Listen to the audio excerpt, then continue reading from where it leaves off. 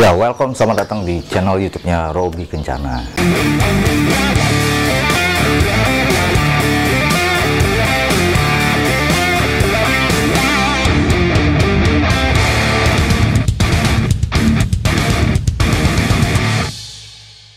Kali ini gua akan review sebuah motor, yaitu Benelli Patagonia Eagle 250 dengan konsep bobber.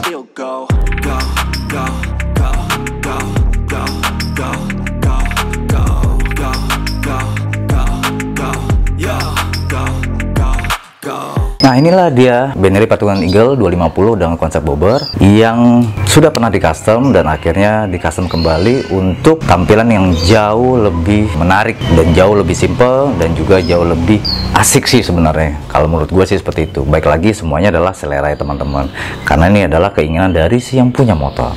Seperti apa? Langsung aja kita lihat. Nah, untuk di bagian depan ini Benelli ini menggunakan velg jari-jari dengan konsep Fat Daddy, yaitu jari-jarinya besar, menggunakan ring 16. Untuk ban itu 16/120/80.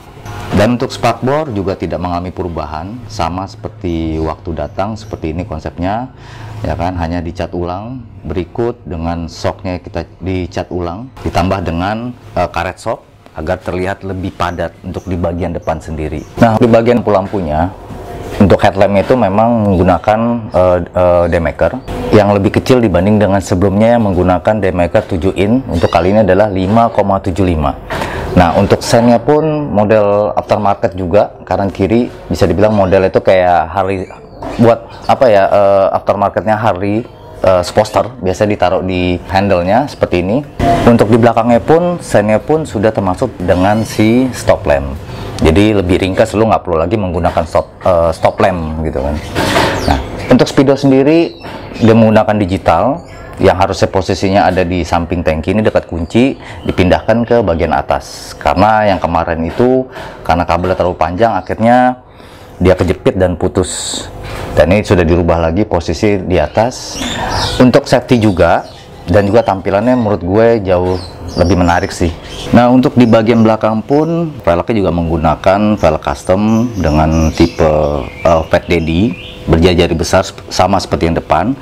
Tapi yang belakang ini menggunakan ring sama-sama 16, hanya bannya membedakan, itu kalau belakang itu 150/80. Makanya tampilan lebih gambot, lebih padat gitu kan.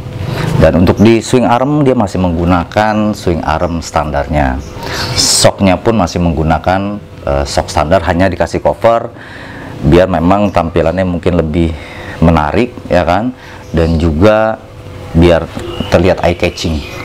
Mumpung masih di bagian belakang, yaitu di bagian ban, jadi ada hal lucu yang memang buat gue sih sedikit lucu dan unik sih, tapi itu merupakan suatu hal yang memang cukup fatal kalau kita mengabaikan itu. Nah, jadi untuk ukuran ban 150 dengan velg apapun sebenarnya, mau custom maupun velg racing pun, sebenarnya kalau kita mau menggunakan ban dalam, memang ban itu 12, tapi kalau kita menggunakan ban dalam, yang kita perlu tahu adalah untuk pemilihan ban dalam pun harus sesuai dengan ukuran si ban luar itu sendiri.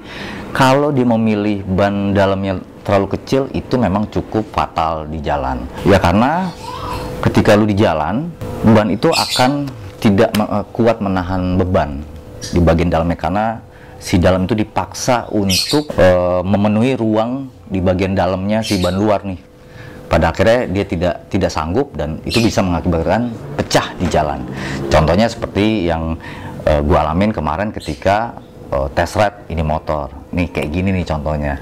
Jadi dari situlah gue sendiri pun jadi akhir banyak belajar bahwa memang harus seperti itu gitu. Nah, makanya kita ganti dengan ukuran ban dalam yang sesuai. Dengan yang kemarin tuh menggunakan ban dalam 350/400, harusnya menggunakan 450 sampai dengan 500 agar sesuai dan juga diawet dan safety untuk di jalan. Itu karena perkara ban dalam yang bisa mengakibatkan hal-hal yang memang tidak kita inginkan di jalan. Nah, itulah sedikit info dari gue mengenai ban dalam yang mungkin terkadang kita lupa, atau terkadang kita terburu-buru, bahkan karena tidak ada stok ban, akhirnya kita berusaha untuk biar cepat terpasang. So, itu hanya mengingatkan aja. Nah, untuk masih di bagian belakang, yaitu spakbor. Spakbor ini menggunakan spakbor custom dengan plat 1,2 mili, tapi dengan konsep yang cukup berbeda dengan yang sudah ada, ya kan. Dan juga untuk di bagian jok belakangnya itu bisa knockdown, jadi lo bisa single dan juga bisa boncengan. Dan gua rasa untuk ketebalan si jok ini menurut gue cukup ya. Terlalu tebal juga agak sedikit aneh nantinya. Nah, untuk di bagian knalpotnya salah satu yang memang gue suka modelnya sih. Jadi knalpot ini menggunakan full stainless, memang free flow, dan dari pipa knalpot pun tidak terlalu besar dan tidak terlalu kecil. Jadi suara juga dia ngebas, tapi menurut gue masih adem sih.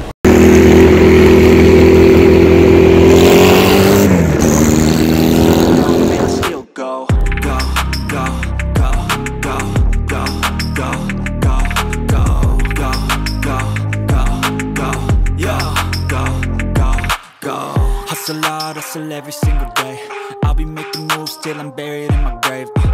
To the system, I don't wanna be a slave. I've been doing. Nah, untuk di bagian stang ini menggunakan drag bar, dan juga handle-nya ini sudah menggunakan aftermarket dari RCB seperti ini. Ya memang ketika datang pun memang kondisi udah seperti ini. Hand gripnya memang sudah diganti dengan aftermarket juga. Nah, beralih ke tangki. Tangki ini memang masih menggunakan tangki yang lama, hanya direvisi untuk biar ngepas aja sama si sasisnya, dan juga secara bentuk dan posisinya pun lebih proporsional menurut gua. Tampilannya yang berbentuk sposter. Nah, untuk cover samping kanan kirinya sudah di custom dan tidak mengalami perubahan, masih seperti apa adanya. Nah, untuk di bagian joknya itu dibuat menjadi double seat, hanya double seat itu tidak nyambung. Bagian jok belakang bisa knockdown, artinya bongkar pasang. Bisa single, lu juga bisa double.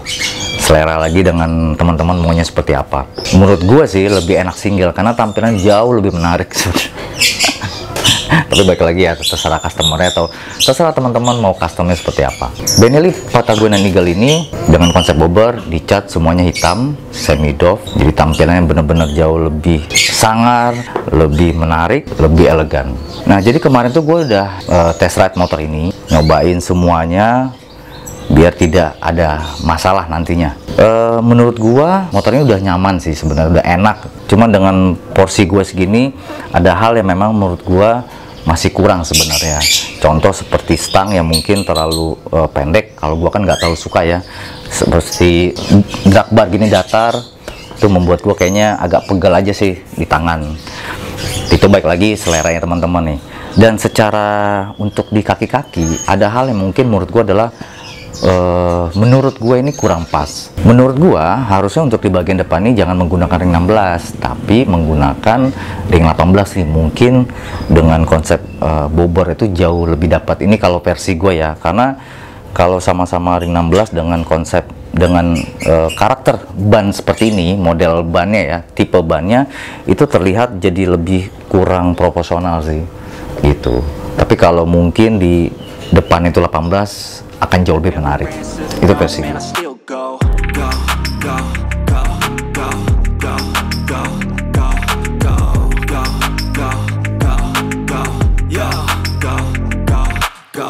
Hustle hard, hustle every single day. I'll be making moves till I'm buried in my grave. To the system, I don't wanna be a slave. I've been doing shit my way, or the highway. And in the driveway is a nice range. Cause I grind through the climb, I invite pain. You'll never hear me, bitch, nah, I don't complain. Just gotta flip the switch and you can go and obtain anything you want, anything you need. Your mind's got the key ingredient, it's belief. They'll deceive with the negativity, but I just... Itulah review gue mengenai Benelli Patagonia Eagle 250 dengan konsep bobber yang cukup ya simple lah kalau menurut gue gitu. Jadi semoga video review gue ini mengenai motor custom ataupun motor yang lain, semoga teman-teman senang dengan kembalinya gue mereview motor. Semoga ya, tapi kalau nggak ya nggak apa-apa lah. Jadi jangan lupa untuk like dan subscribe dan juga komen di channel YouTube gue, dan juga follow IG gue Robi_Kencana. Ya, semoga video gue ini bermanfaat, mengedukasi dan juga menghibur teman-teman, dan mohon maaf atas segala kekurangan ataupun kesalahan penyampaiannya. Jadi sampai ketemu lagi di video berikutnya yang membahas review motor dan lain-lainnya. Thank you.